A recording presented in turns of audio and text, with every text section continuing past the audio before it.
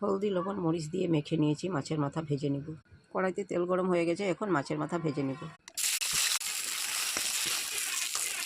মাছের মাথা ভাজি হয়ে গেছে, নামিয়ে নেব। ডাইলে আমি হলদি দিয়ে দিয়েছি, ধনিয়া দিয়ে দিব, লবণ দিয়ে দিব। মাছের মাথা আমি এখানে দিয়ে দিব, ভালো করে সিদ্ধ হয়ে যাবে। আদা কুটে দিয়ে দিব। ধনিয়া, জিরা, হলদি, লবণ, মাছের মাথা দিয়ে আমি ভালো করে সিদ্ধ করে নিব।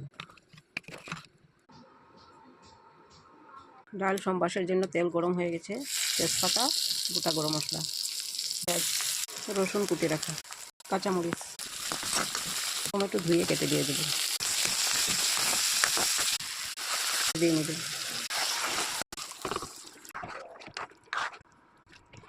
মাছের মাথা দিয়ে ডালটা আমার হয়ে গেছে।